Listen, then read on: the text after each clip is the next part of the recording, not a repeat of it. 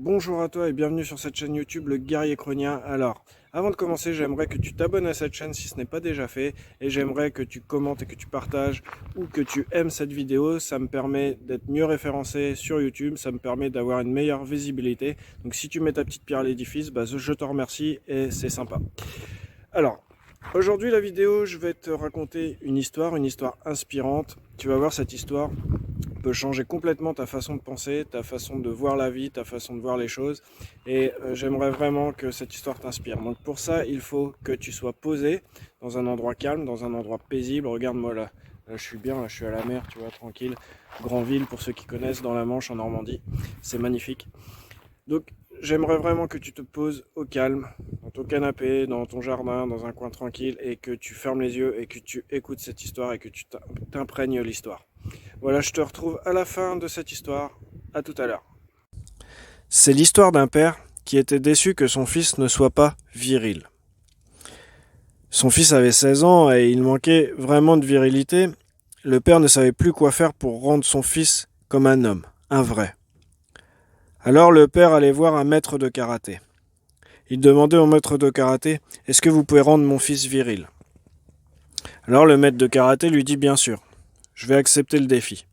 Votre fils va venir avec moi, chez moi, pendant 3 mois, mais vous n'aurez pas le droit de le voir, ni de lui parler, ni par téléphone, ni par internet, vous n'aurez aucun contact avec lui, et je vous assure qu'au bout de ces 3 mois, vous aurez entière satisfaction. » Comme promis, le père revient 3 mois plus tard.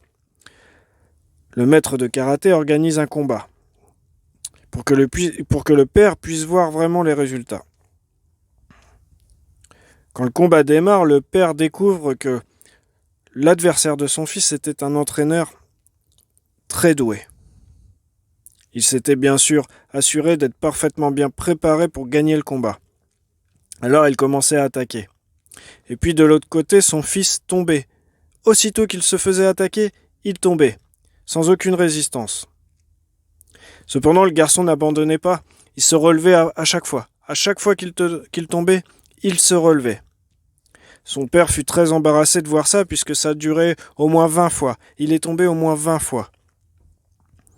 Son père eut de la peine pour lui, mais n'osa rien dire.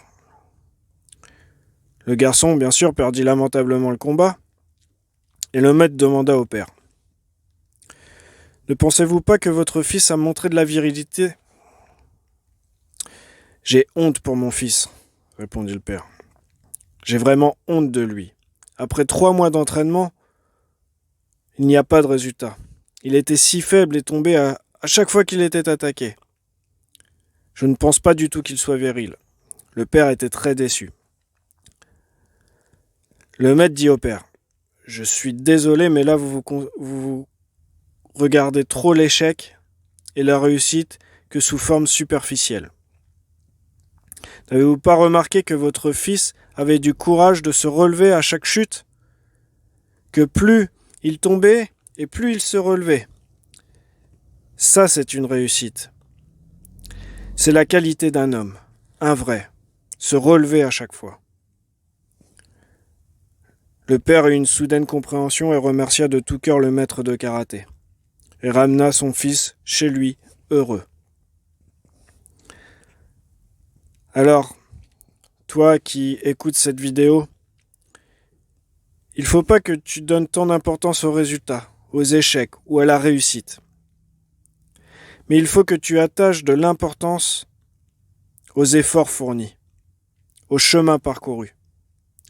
C'est tellement plus admirable que la réussite. C'est tellement plus beau. Essaye et réessaye. À chaque fois que tu chutes, réessaye. À chaque fois que tu chutes, relève-toi. Ça, c'est faire preuve de courage et de bravoure. Tu es courageux et sois-en convaincu.